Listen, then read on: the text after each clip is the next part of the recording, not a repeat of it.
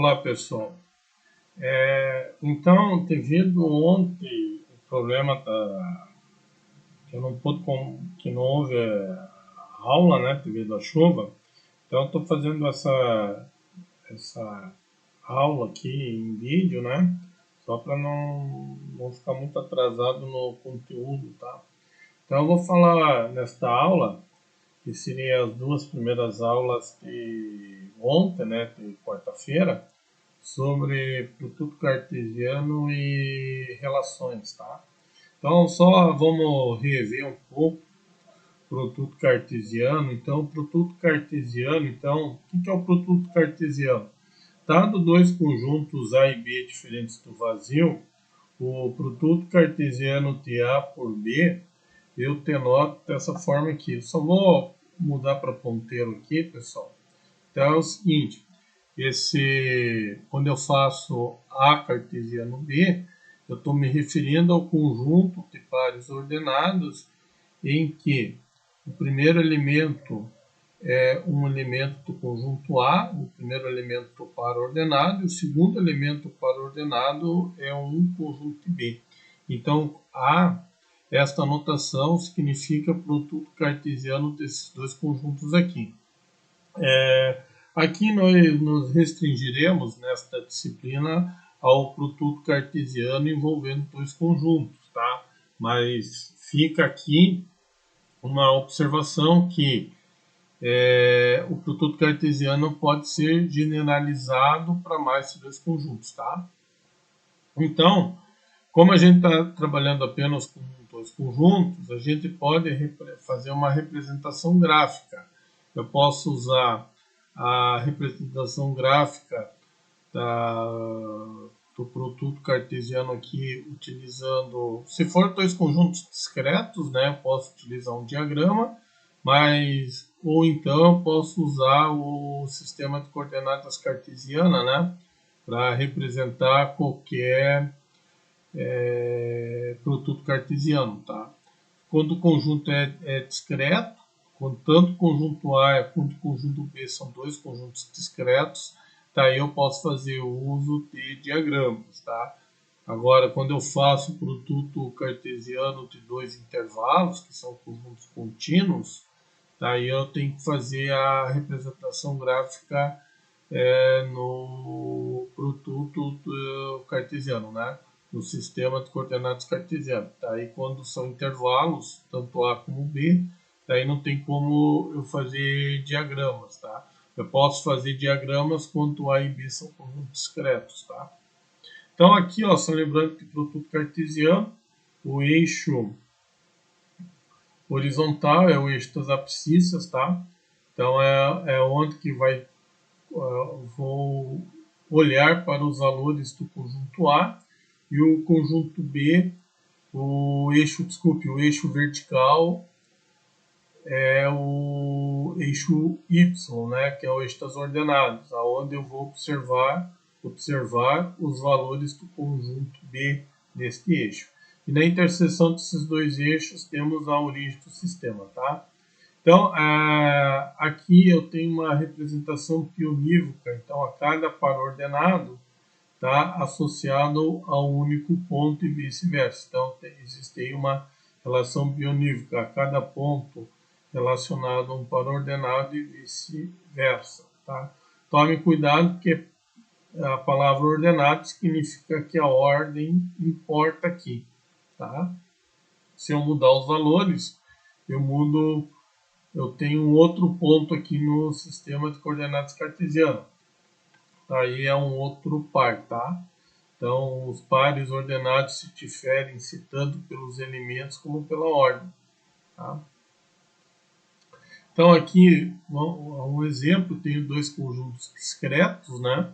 Porque o conjunto A tem 3 elementos e o conjunto B tem 2 elementos. Né? O conjunto A tem os elementos 1, 2, 3, e o conjunto B tem 2 elementos, que é o 0 e 1. Então, quando eu faço A cartesiano B, sempre os primeiros elementos de cada par ordenado serão os elementos do conjunto A, porque eu estou fazendo A cartesiano B. Tá?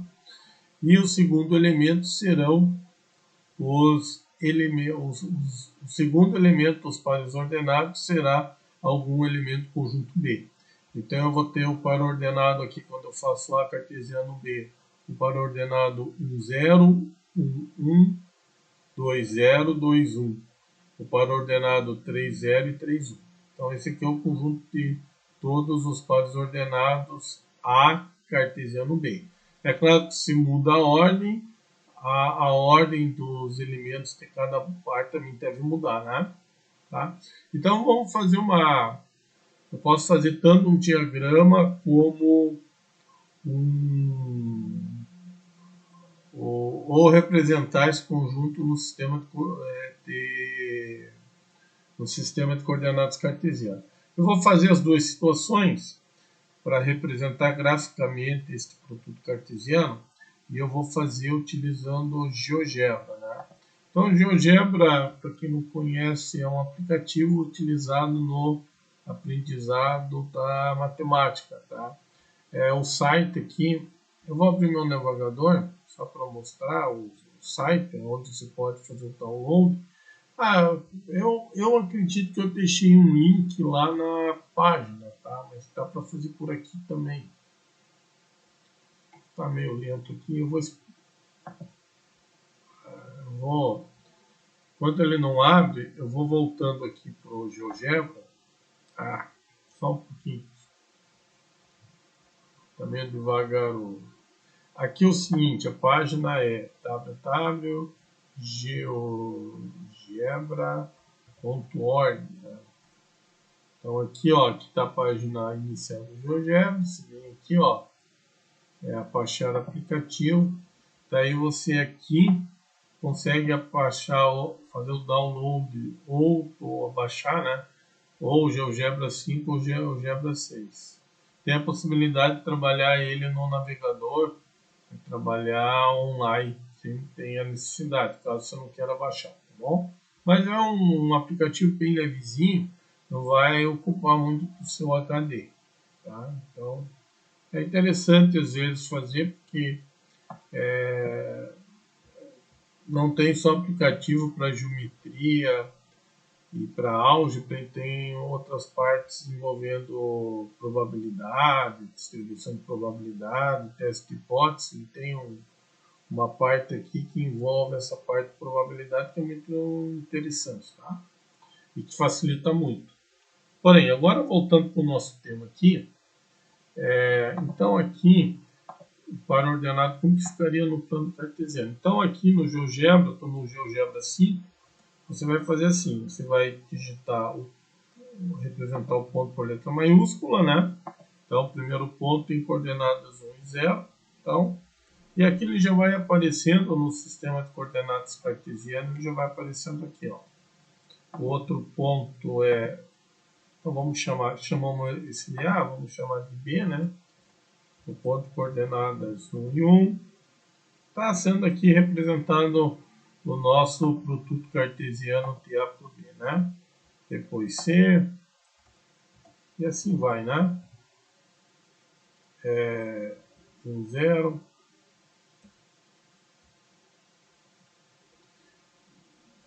Ué, aqui houve...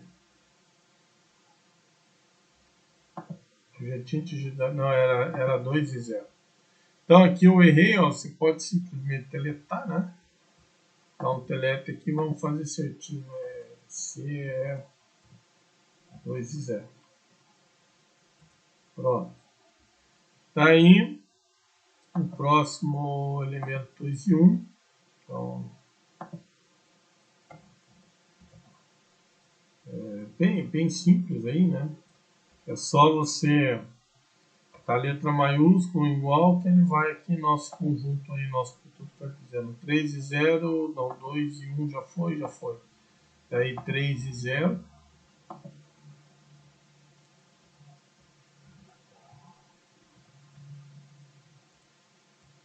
E 3 e 1.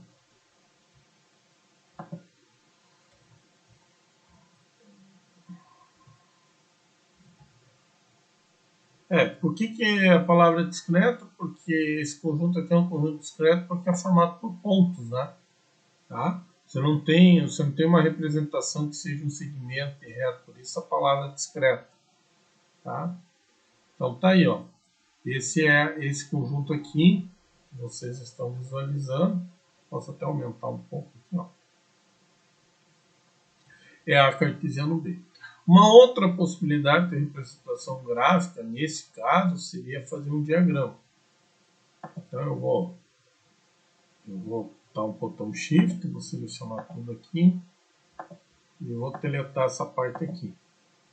Uma outra possibilidade, então aqui no GeoGebra, eu vou tirar o eixo, deixar a tela totalmente em branco, e aqui eu vou colocar alguns pontos. Então esse aqui seria o ponto 1, o conjunto A. Depois eu vou fazer o seguinte, ó, eu venho aqui, não quero que tenha rótulo. Ó, esse aqui é o conjunto. Eu vou pegar os elementos aqui. 1, 2, 3. Então são 3 pontos aqui. Tem esse ponto aqui e esse ponto aqui. Então, eu vou só trazer esse ponto aqui mais para baixo. Seria o. Aqui eu vou fazer o seguinte, só para ficar tudo igual.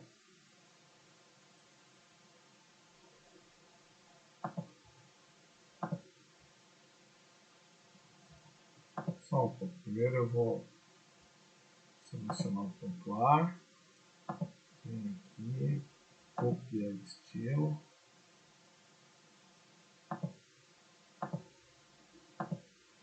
Salto. Não, eu vou ter que selecionar aqui. Vou selecionar aqui. Isso, agora vai dar certo.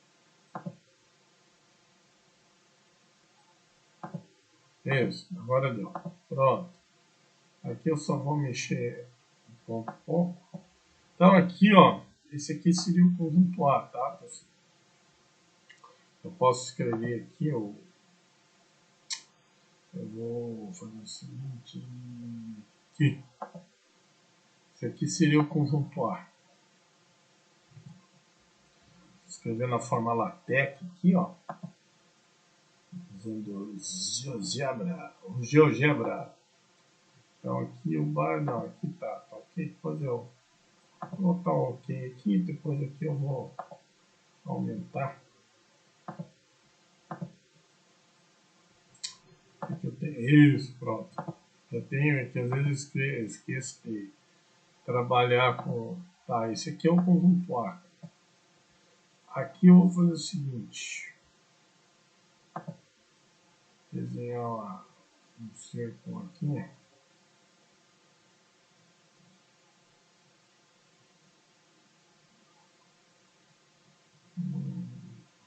Deixa eu ver se eu consigo. Tá, mas tudo bem. Esse aqui é o conjunto A. Aqui são os pontos do conjunto A. Então, esse aqui tá. Vou colocar texto aqui. Esse aqui pode ser. Aqui é o número 1. A gente pode fazer colocar ali grande também. Número 1. Este aqui é o número 2.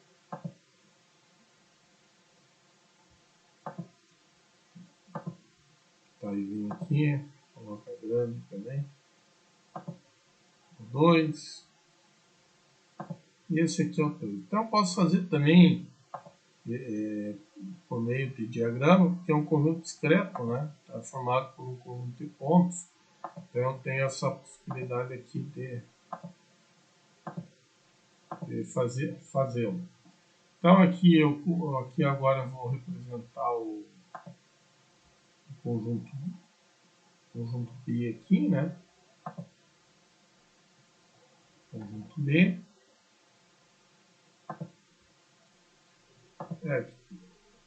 Então aqui também vou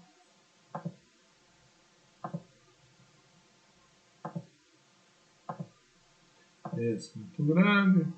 Aqui só são 2 pontos, né? Esse aqui seria o conjunto A com esses dois elementos aqui.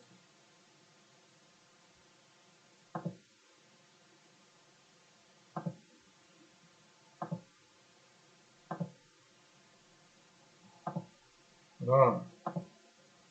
Então aqui seria o elemento 0, né? O conjunto B, o elemento 0. Aqui, vou deixar para cá e aumentar isso aqui para um tamanho maior aqui, isso, tamanho grande.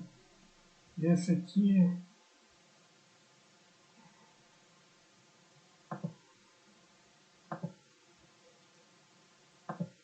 é aqui o 1, né?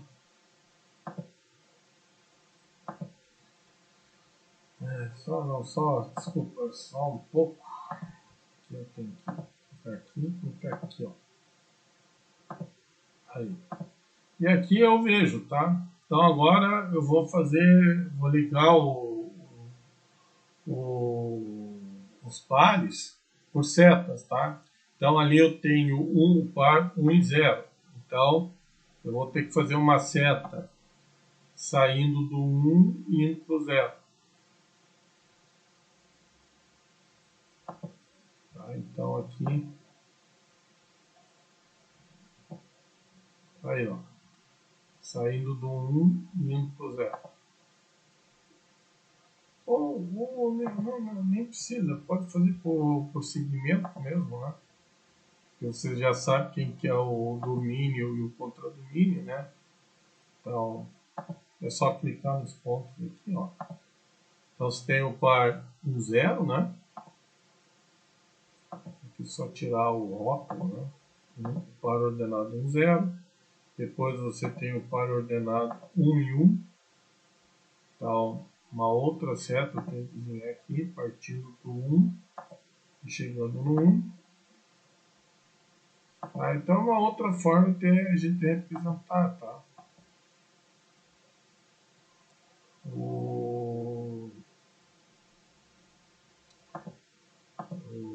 Os pares ordenados de uma maneira gráfica. Então, aqui novamente aqui é 2 e 0.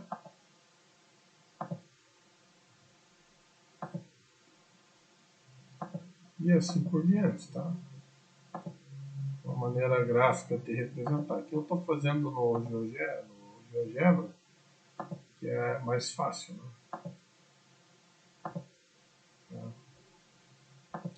Já que eu estou sem aqui o quadro negro.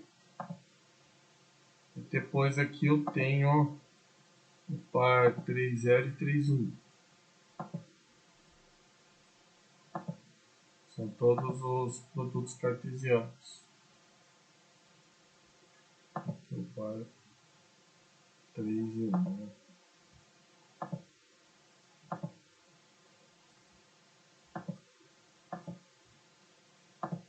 Pronto. Tá aí, pessoal. Só eu posso até passar mais para cá isso. Tá? Então aí, ó. Esse aqui é o conjunto B, esse aqui é o conjunto A. Então é uma maneira de a gente representar os produtos cartesianos aí de A por B. Tá? São todos os pares ordenados. Então, agora aqui, quando eu tenho aqui tanto A como B são intervalos, eu não tenho como representar dessa forma aqui 1 por 1. Né? Se vocês notarem aqui, eu não tenho como aqui agora descrever elemento a elemento. O produto cartesiano de A por B. Tá? Por quê? Porque agora eu tenho infinitos elementos entre -1 e 4. Não é um conjunto discreto com infinitos elementos. Aqui, apesar do conjunto ser limitado, aqui dentro eu tenho infinitos elementos, infinitos números reais de -1 a 4. A mesma coisa para B. Então eu não consigo explicitar elemento a elemento, mas o que eu consigo fazer é descrever o produto cartesiano através de uma propriedade. Então aqui seriam todos os pares ordenados, tal que O primeiro elemento par é o número real maior do que menos 1 e menor ou igual a 4.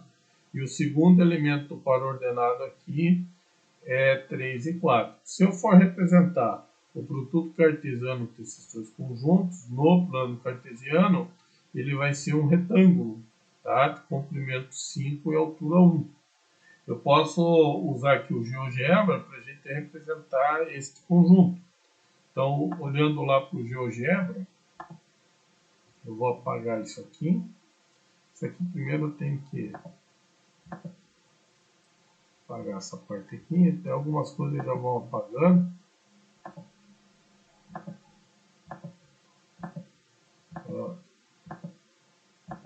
Isso, agora... Pronto, agora eu já apaguei aqui. Então aqui agora eu vou voltar no plano cartesiano aqui. Então, só vamos colocar aqui para cá. Então agora é o seguinte, eu vou representar o meu conjunto A, que eu estou fazendo A cartesiano B, então os elementos do conjunto A são os elementos que estão sobre o eixo X, que é o primeiro par ordenado, né? É o primeiro elemento par ordenado. Então, o que eu vou fazer aqui? Eu vou representar aqui esse conjunto.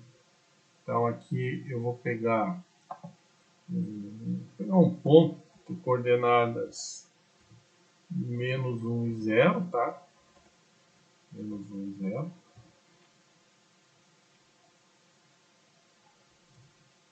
Com o ponto de coordenadas 4 e 0. Tá? Então, são pontos que estão sobre o eixo X, porque a segunda coordenada é 0. Então, o meu conjunto aqui é este segmento aqui, ó. Esse é meu intervalo. Tá? Eu vou até colocar ele, aumentar aqui a espessura dele e mudar de cor aqui para um vermelho. Aqui. Ó, é esse. Ah, desculpa aí, pessoal. Aí, agora foi. Vou tirar o rótulo aqui. Isso. Eu vou tirar o rótulo desse.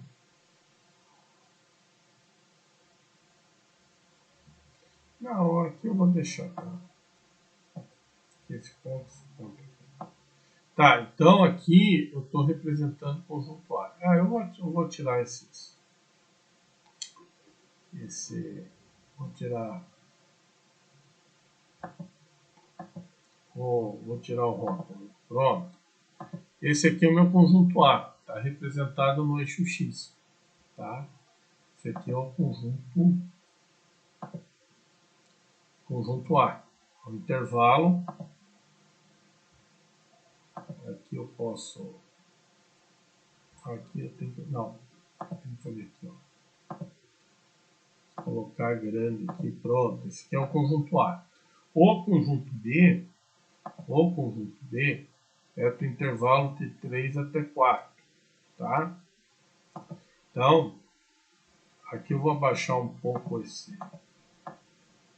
Na hora que eu faço a planta, eu tenho que abaixar aqui.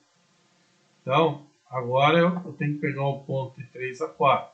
Então, agora no eixo X, vai ser o primeiro ponto vai ser 0 e 3. E o outro ponto D vai ser 0 e 4, que são pontos do eixo Y, né? E aqui eu vou desenhar um outro segmento aqui. Um outro segmento aqui de reto. E vai me estar...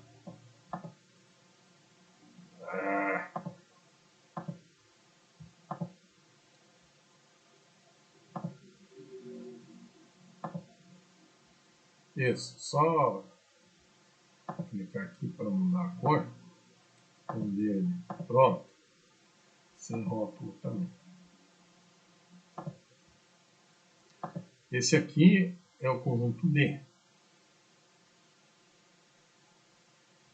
colocar mais assim, o conjunto B. Ou intervalo B, né?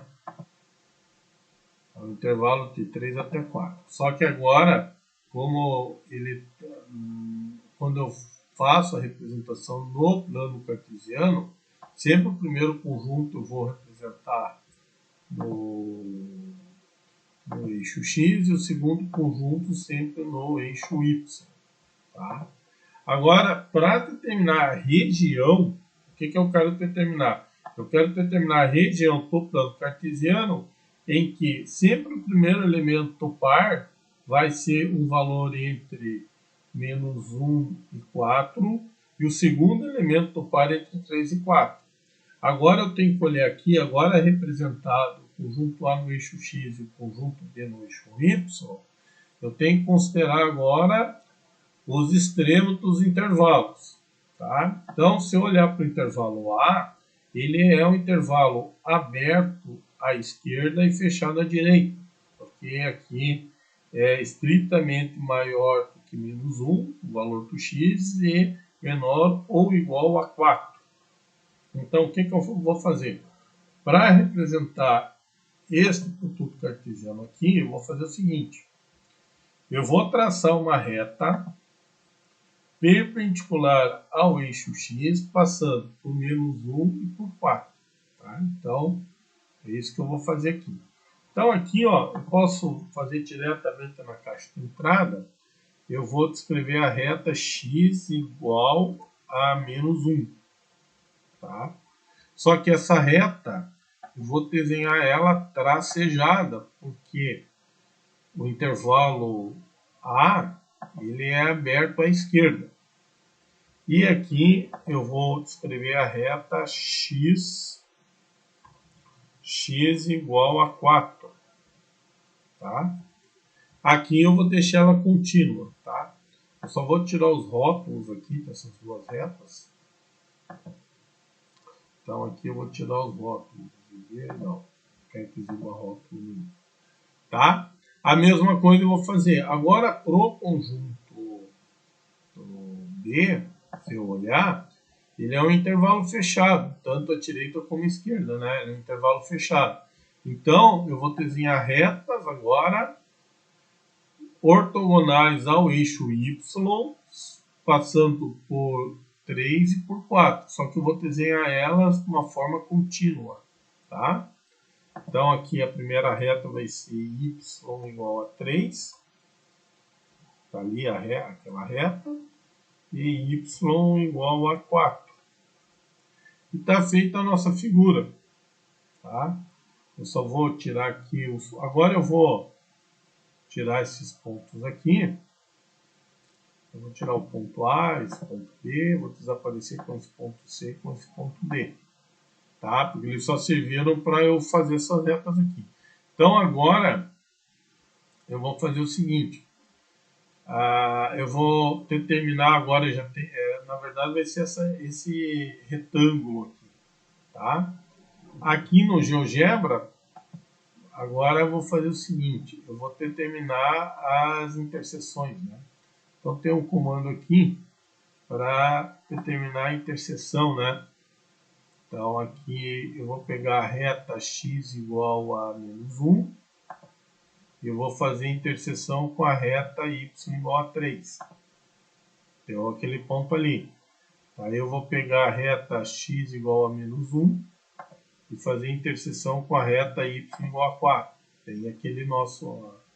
Aqui, na verdade, ali, como a nossa região vai ser um retângulo, eu estou determinando os vértices do retângulo.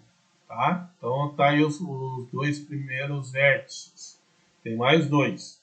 Então, agora eu faço interseção x igual a 4 e y igual a 3. Tem esse outro. Depois eu faço x igual a 4 e y igual a 4. Então, determinado agora os vértices do retângulo, agora basta a gente fazer a nossa região. Eu vou desenhar verde aqui a nossa região. Então, aqui é só a gente clicando nos pontos e ele vai montando. Essa aqui é a região. Essa aqui é a nossa região. Eu só vou apagar esse segmento G igual a 1. Essa aqui é a nossa região, tá? Então tá aí. Aqui é o resultado, né? Se você quiser agora tirar as retas aqui para ficar visualizar melhor, ó, eu posso tirar as retas, tá? Eu posso também aqui tirar essas letras aqui, esses rótulos, né? Cada segmento, né? Aí, ó, exibir rótulo, você tira. Isso. O F1 aqui que eu esqueci. Pronto, ficou melhor aí. Então, tá aí, ó. Tá aí a nossa montada, a nossa região aí. Tá? Tá montada a nossa região aí. Se quiser tirar esse texto aqui, a gente tira. Texto aqui. Pronto. Tá aí a nossa região, né? Ah, vou tirar a reta P e H. Pronto, tá feita a nossa região aí. Então, só que aqui, essa parte aqui é tracejada, ela não é contínua, né? Tanto aqui até aqui, eu tenho só que lembrar que tá aqui até aqui, ela é uma linha tracejada. Tá? Só um pouco aí. Ela é uma linha tracejada. Talvez eu consiga mudar aqui para verde também, para ficar... É uma linha tracejada. Aqui, se quiser, você pode... aqui já... Tá aqui o resultado, tá? Tá feito aí no GeoGebra, tá? Então, passo a passo de como você consegue determinar o produto cartesiano de dois intervalos, tá? Voltando aqui para nosso PowerPoint, agora vamos ver a relação. Então, intuitivamente, uma relação é uma comparação entre dois objetos. Então, por exemplo, a relação de confluência de dois triângulos é uma relação, porque é uma comparação entre dois triângulos, tá? Por exemplo, eu posso comparar números através da relação de menor ou igual. Então, estou pegando dois elementos do conjunto e fazendo comparações. Então, relação são comparações, né?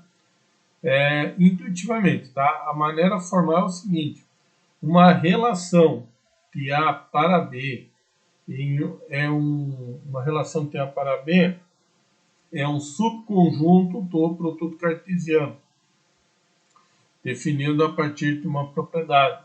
Normalmente essa propriedade ela vai ser alguma equação ou inequação algébrica envolvendo duas variáveis, tá? Na maioria das vezes. Então é uma propriedade aqui que envolve duas variáveis, aqui, tá?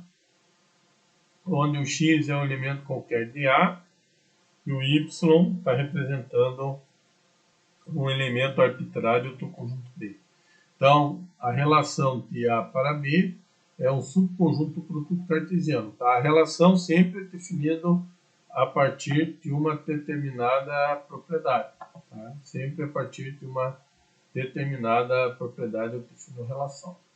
Tá?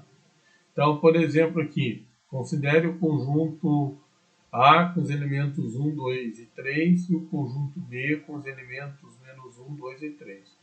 E considere a relação. Tá? O par ordenado pertencerá ao conjunto R se satisfazer essa condição aqui. A diferença do segundo elemento com o primeiro tem que ser um número menor que zero. Então, alguns pares ordenados satisfarão esta propriedade ou não. Então, quando o par ordenado satisfazer, a gente diz que os dois elementos estão relacionados, caso contrário, não. Por exemplo, nesta situação aqui, os pares ordenados são, olhando para os elementos de conjunto A e para os elementos de conjunto B, 1 e menos 1, porque se você fizer o y vale menos 1 e o x vale 1, se eu faço a diferença vai estar um número negativo, né? Vai ficar aqui menos 2. Se eu faço essa diferença y menos x, vai dar menos 3. Aqui vai dar menos 4 e aqui vai dar menos 2. Então, esses elementos estão relacionados.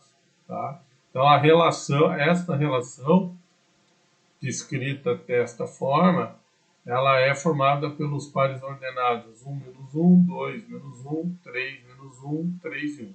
Aqui eu posso descrever elemento a elemento da relação, porque eu estou trabalhando com pares e conjuntos discretos. Então, nesse caso aqui, por exemplo, o par 1 menos 1 pertence à relação. Ou também eu posso denotar assim, que 1 está relacionado com menos 1. Já o par ordenado 2 e 3 não está relacionado. Aqui faltou eu colocar um traço em cima, tá? Para negar, né? Quer dizer, 2 não está relacionado com 3, porque se eu fizer 3 menos 2 dá 1. Então aqui faltou um traço, vou fazer isso agora. Então, só vou sair um pouquinho da apresentação, porque foi eu vou inserir aqui bem rapidinho aqui. Só vou passar pronto.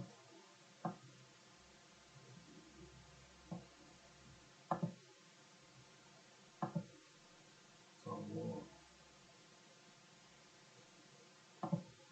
Pronto. Tá jóia, tá jóia.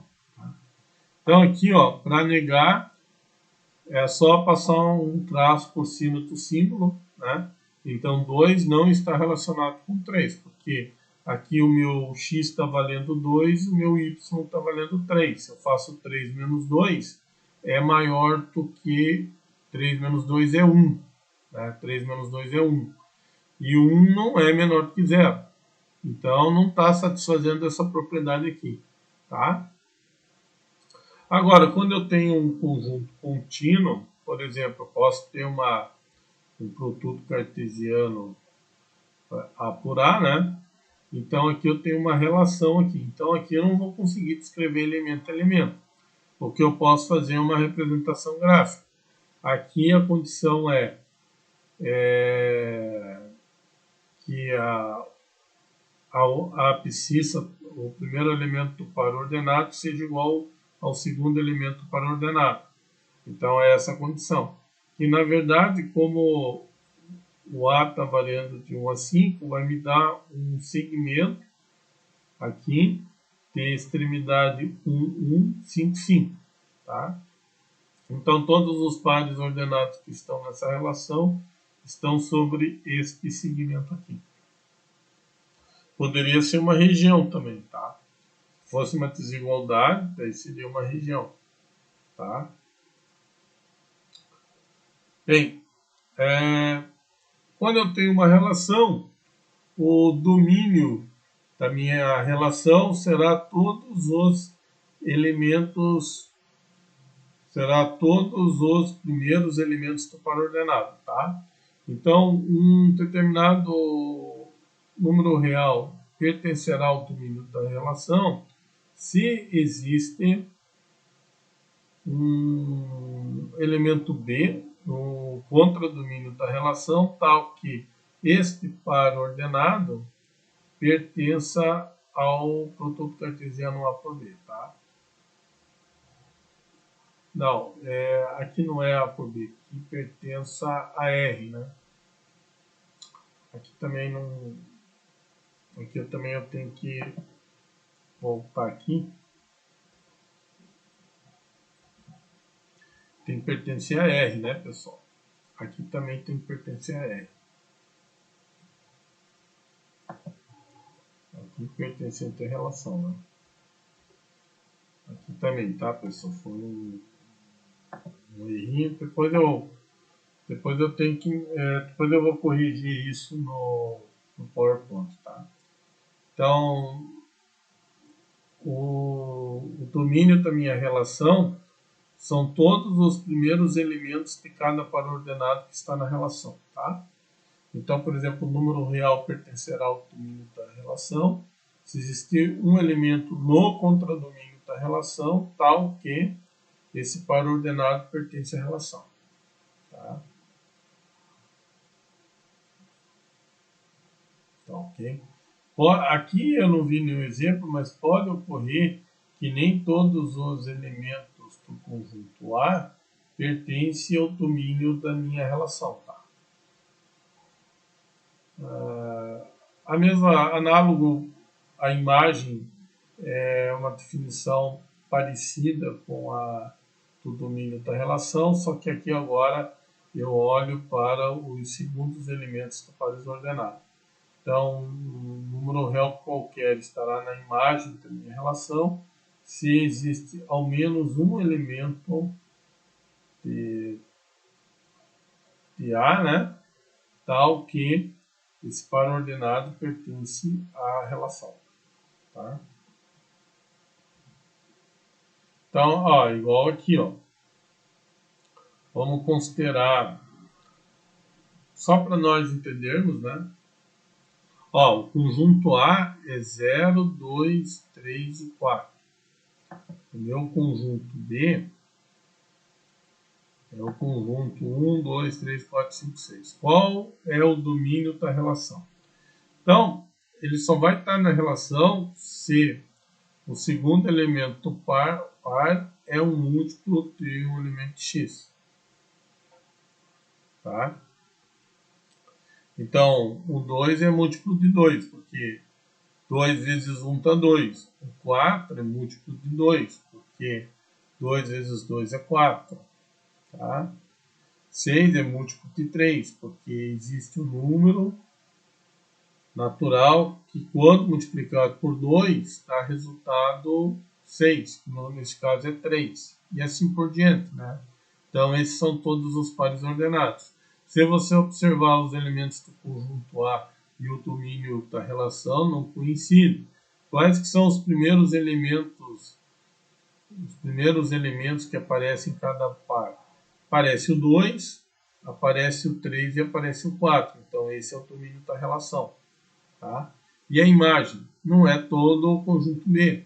São só os elementos que aparecem no segundo elemento de cada par ordenado. Então, aparece o 2, aparece o 4, aparece o 6 e aparece o 3. Então, a minha imagem é 2, 3, 4, 5, 6. Tá bom? Então, está aqui um exemplo para nós entendermos melhor o domínio e imagem. E daí eu tenho a relação inversa. Tá? A relação inversa é inverter a ordem dos pares. Né? Então, o par ordenado YX pertence à inversa TR, se XY pertence, aqui está errado também, não é A e B. Aqui, ainda bem que eu vou salvar depois isso aqui, aí quando eu postar lá no Ava já vai estar tudo certinho, tá? Tem que pertencer a R, tá? Está aqui na segunda linha. Então, aqui, para nós obtermos aqui a inversa de uma relação, basta eu inverter a ordem de cada par. Tá? Então, se o par 2 e 3 está em R, então o par 3 e 2 está na sua inversa. Tá? É como se eu olhasse para o diagrama, a seta parte de 2 para 3 é como se fizesse o caminho inverso. Né? Partisse agora do conjunto B para o conjunto A. Se fosse fazer um diagrama aí. Tá? Então aqui é só inverter a ordem de cada par. Bem, em uma relação definida em um conjunto A, ou seja, a relação sendo um subconjunto de A cartesiano do A, pode ter as seguintes propriedades. A R pode ser reflexiva, ou seja, todos os elementos relacionados consigo próprio, como está aqui. Então, se isso acontece para quaisquer elementos do conjunto A, então ela é reflexiva. Ela é antirreflexiva se para todo o par ninguém está relacionado com ninguém. Então, tem que tomar cuidado que um não é negação do outro. Tá? Eu posso ter relações que não são nem reflexiva e nem antirreflexiva, tá? Então, a preposição de baixo não é a negação de cima, tá? Então, ser antirreflexiva não quer que seja reflexiva, porque a negação do para todo existe. Só tem que tomar cuidado com isso. Ela é simétrica se para todo x e y, se x está relacionado com y, implica logicamente que y esteja relacionado a x. Tá? E ela é antissimétrica se para todo x e y, se x está relacionado com y e y está relacionado com x, então essas duas variáveis, na verdade, estão representando o mesmo elemento. Tá? E ela vai ser transitiva se x estiver relacionado com y e y estiver relacionado com z. Isto implica, logicamente, que x está relacionado com z. Tá? Isso aqui, então, essas são as propriedades de relação, né? Então, uma relação em A cartesiano A, então ela pode ser reflexiva, antissimétrica, simétrica e transitiva. Tá? Essas são as principais propriedades de relações. Tá? Principais propriedades de relações. Então, um exemplo aqui. A relação menor ou igual no conjunto dos números inteiros é uma relação reflexiva? Porque qualquer número inteiro, né? Qualquer número inteiro é igual a si próprio. Tá? Ela é antissimétrica? Né? Porque olha só. Né? Porque esse x aqui, vou fazer aqui no Word. Vou usar o equation para ficar mais fácil. Então, se x pertence a z, se x é um elemento z, um elemento qualquer de z, então, o que acontece?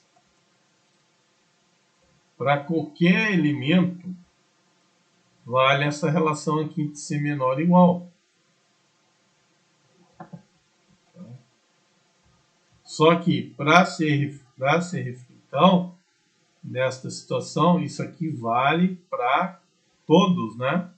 Se x pertence a z, isso aqui está valendo para... Eu vou escrever melhor.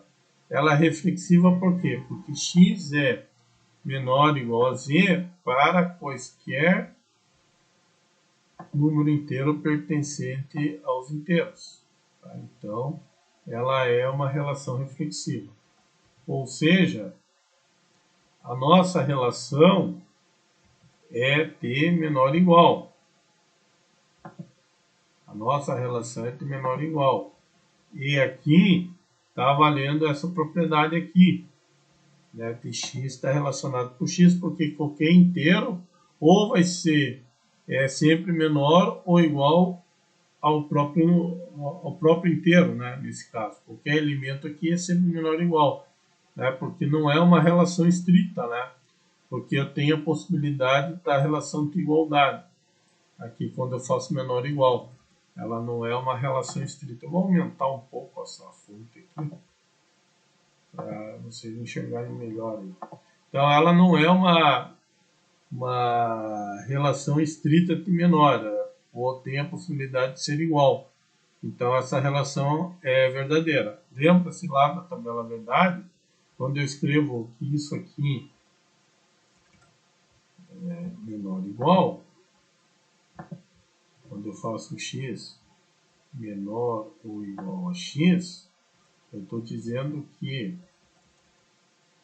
x ou é estritamente menor ou x pode ser igual.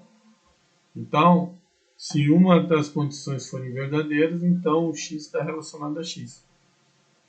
Então, nesse primeiro exemplo, a relação de menor ou igual é uma relação reflexiva. E ela aqui, ela é simétrica, tá? Aqui eu tenho que trabalhar com variáveis, com generalizações, porque o meu conjunto dos inteiros ele é infinito. Ele não é finito, tá? Então, por isso que eu tenho que trabalhar. E aqui é transitiva, né? Porque se x for menor do que y e y for menor do que x, isso aqui certamente implica, né, por uma relação de ordem entre os números, que x é igual a y. Então, aqui é uma relação antissimétrica. É antissimétrica. Porque se x está relacionado com y e y está relacionado com x, aqui é menor ou igual a nossa relação. Né? Tá certo, aqui é menor ou igual. Tá? Tá? Então, x é igual a y. Então, aqui ela é, no caso, reflexiva, tá? Esse primeiro exemplo, ela é reflexiva. E aqui ela é antirreflexiva, tá? Antirreflexiva essa relação. E ela é transitiva, tá?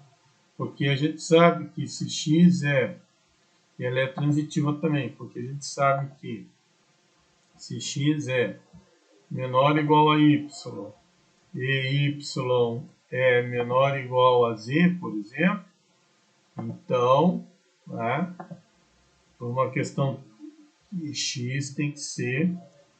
isso aqui é fácil de provar, não é difícil, porque o que a gente pode fazer aqui para provar? A gente pode fazer o seguinte,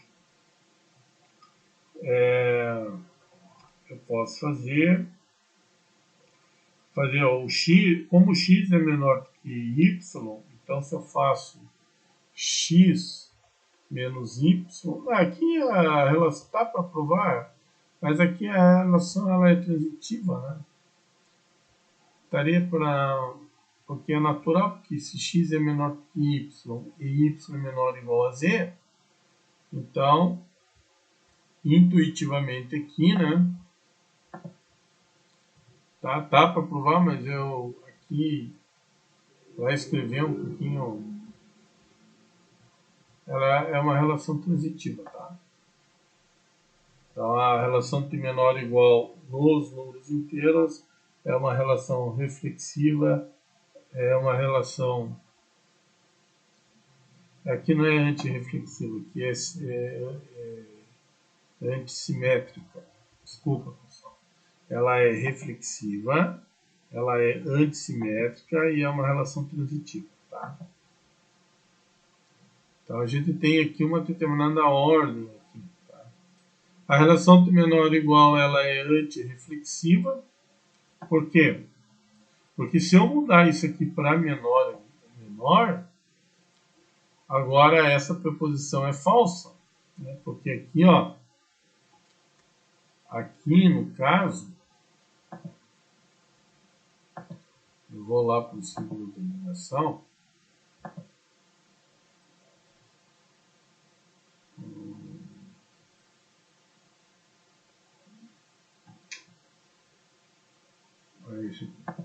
Agora eu tenho que x não é menor ou estritamente menor do que x para qualquer valor de z.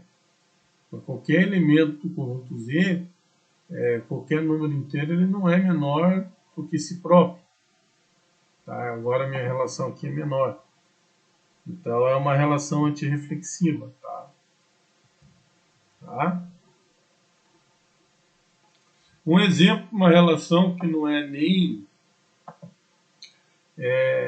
reflexiva e nem antirreflexiva, por exemplo, você poderia ter um conjunto assim, 1, 2 e 3, tá?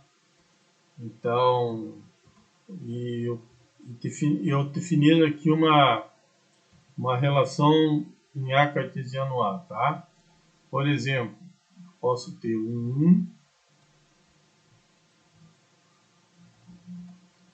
1, o par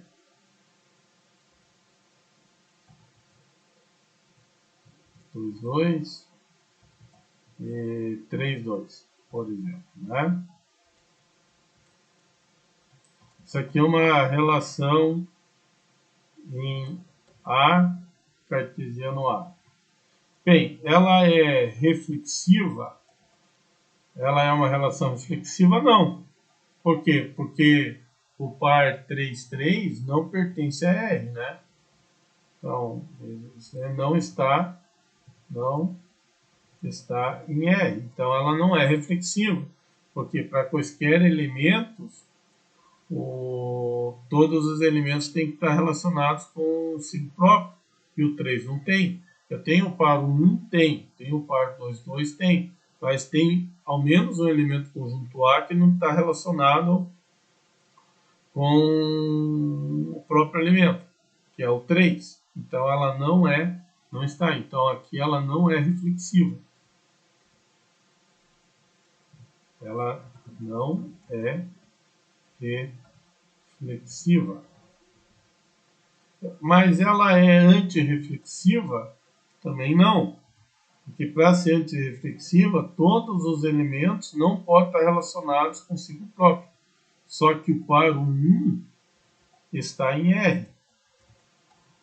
Então, ela não é antirreflexiva. Então, eu posso ter numa mesma relação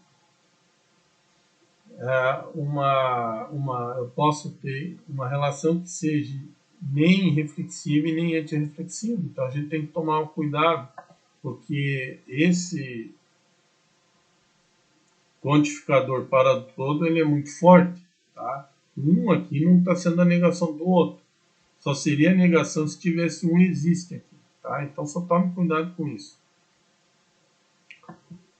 Vamos passar para o próximo exemplo, a divisão, né?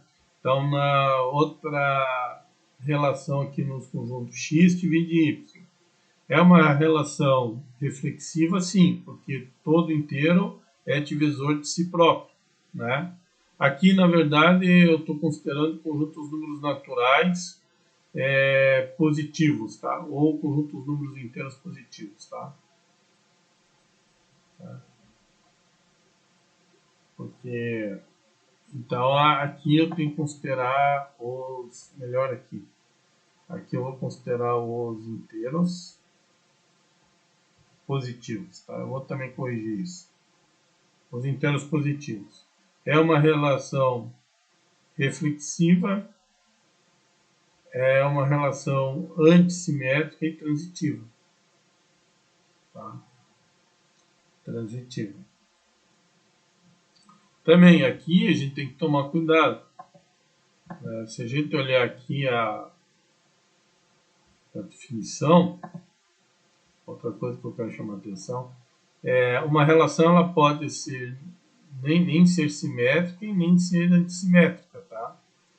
Tá? Então, vamos pegar aqui o mesmo exemplo, pensar aqui, agora, pegando o mesmo conjunto, uma mesma relação. Tá? Então, por exemplo,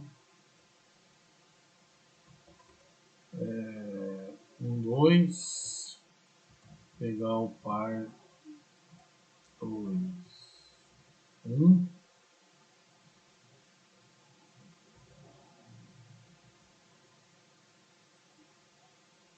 e pegar o par 2 e 3.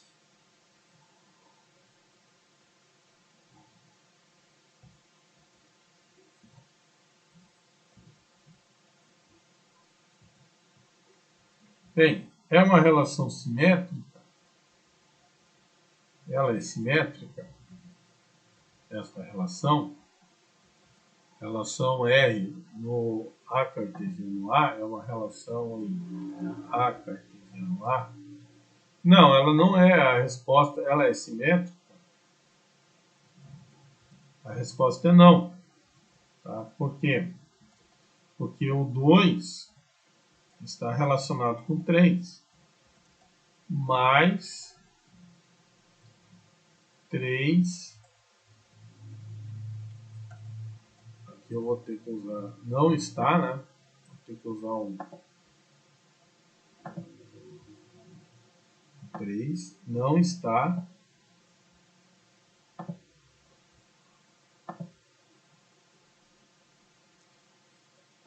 O 3 aqui não está relacionado com 2. Porque aqui você tem o par 2, 3 pertencente a R, mas você não tem o par 3 e 2. Tá? Então, esse par 3 e 2, como não está em R, ela não é reflexiva. Tá? Ela não é reflexiva. Tá? Não é reflexiva, ela não é simétrica. Ela não é simétrica. Tá? Porque o que diz aqui?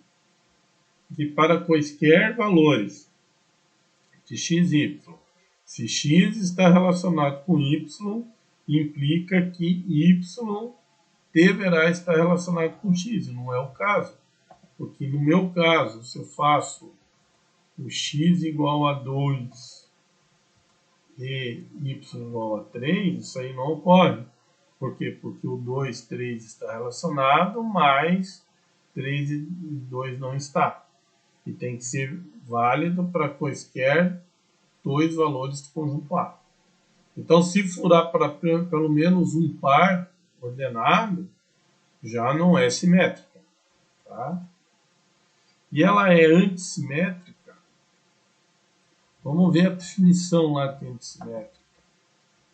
Ela é antissimétrica se x estiver relacionado com y, se y tem que ser igual.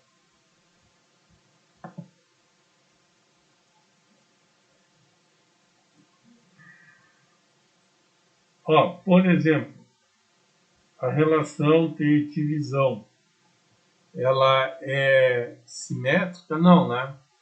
Fica mais fácil aqui, ó. Tá, tá, mas vamos só responder aqui. Ela é antissimétrica? Esta relação? Ela é antissimétrica? Vamos ver. Então, o que tem que ocorrer aqui? O que tem que ocorrer? Se x estiver relacionado com y, y relacionado com x, então x tem que ser igual a y.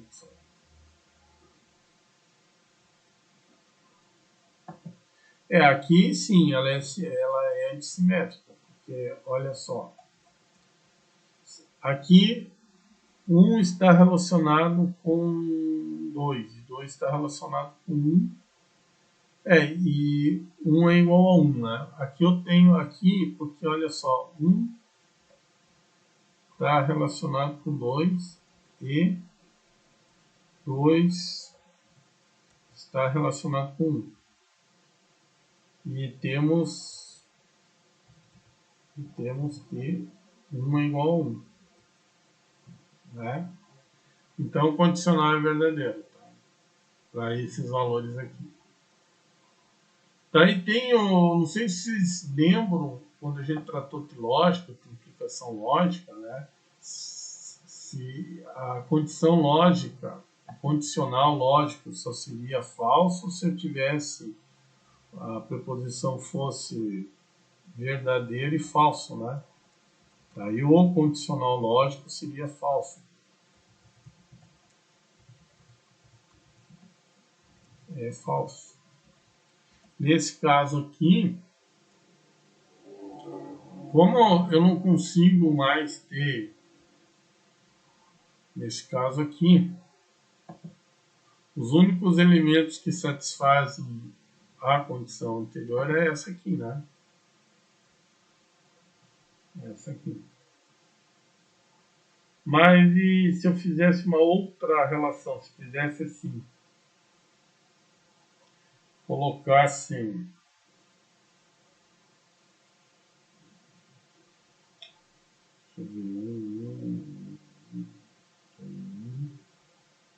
módulo de 1, tá.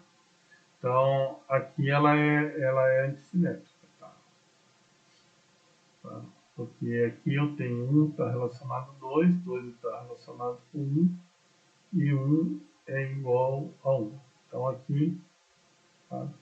E para os demais eu não consigo, o antecedente sempre é falso, né? Por exemplo, para x e... Por exemplo, se eu pegasse aqui x igual a 2 e y igual a 3, o 2 está relacionado com 3, não tá? Por quê? Porque ali, quando eu olho para o conjunto R, eu vejo o par ordenado 2 e 3. Então, 2 está relacionado com 3. Mas o 3 não está relacionado com 2, concorda? Porque não tem o par ordenado 3 e 2 ali. Tem 2 e 3, mas não tem o par no conjunto ali 3 e 2. Tá? Então, nesse caso, isso aqui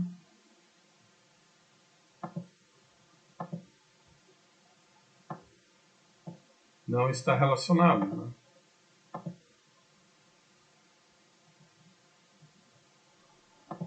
Não está relacionado, porque não tem o par ordenado 3 e 2. Tá? Então, se eu considerar esses valores x e 2, se eu olhasse agora para a preposição, para essa preposição aqui, mudando esse mais aqui por um e, né? Isso aqui teria valor lógico falso, né? Porque um seria verdadeiro, porque realmente o par ordenado, só que o outro não.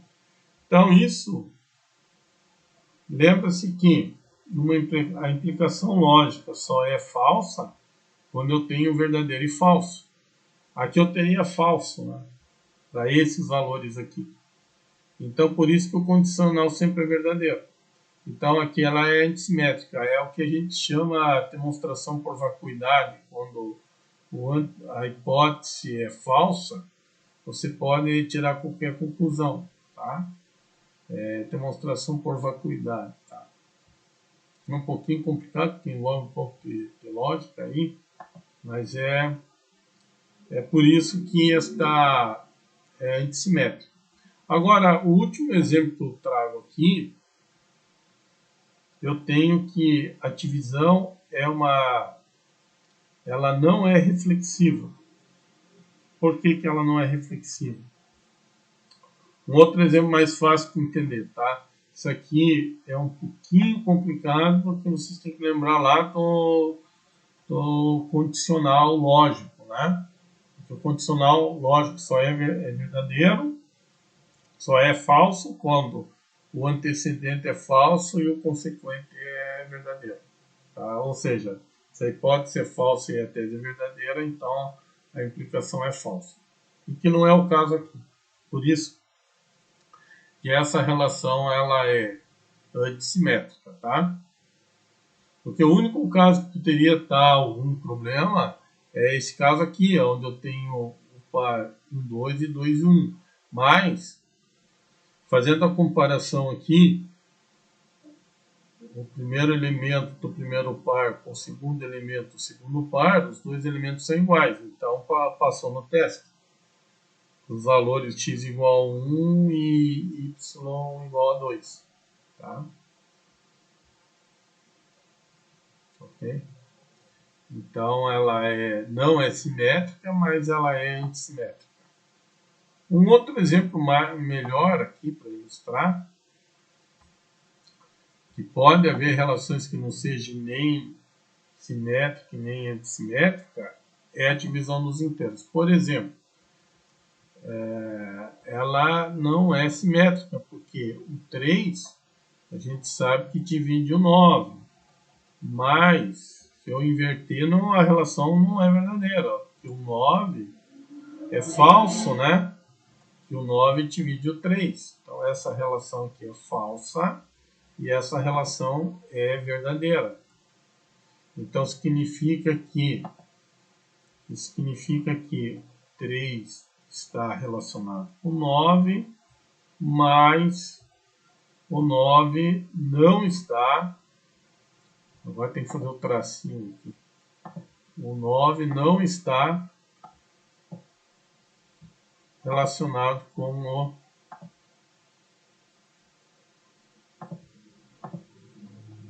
o 3, correto? Então ela não é simétrica.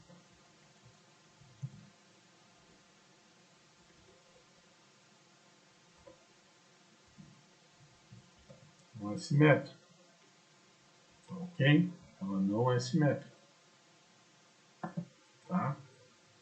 Ela não é simétrica, porque a definição fala o seguinte: se x está relacionado com y, então na hora que eu inverto, o y tem que estar relacionado com x. Então, para esses valores, quando eu faço x igual a 3 e y igual a 9, o 3 está relacionado com 9, mas o 9 não está relacionado com 3. Tá? Bem, essa relação de divisão, ela não é simétrica e ela também não é antissimétrica, porque veja bem, por que ela não é antissimétrica? Vamos pegar e fazer um exemplo. Né? Para provar as coisas aqui é um pouquinho mais difícil, porque eu estou trabalhando com o quantificador universal. Para negar é mais fácil, porque você lida com a negação para toda existe, né? Então aqui, para mostrar que ela não é antissimétrica, veja bem. O 1, vocês concordam comigo que o 1 divide menos 1, tá? E o menos 1 também divide 1. Também divide 1, né? Mas menos 1 é falso, né? Que menos 1 é igual a 1. Isso aqui é falso. Né? Menos 1 não é igual a 1. E essas duas relações é verdadeira, né? Porque esse aqui é verdadeiro, isso aqui é verdadeiro, então esse condicional não, essa conjunção, né? Desculpe, essa conjunção é verdadeira. Então, o 1 está relacionado. Então, aqui o que nós temos aqui? Nós temos o seguinte: o 1 está relacionado com o menos 1 e o menos 1 está relacionado com 1, mas menos 1 é diferente, né? Só para me facilitar aqui, eu sei que eu vou usar outra forma, né? É diferente aqui, ó.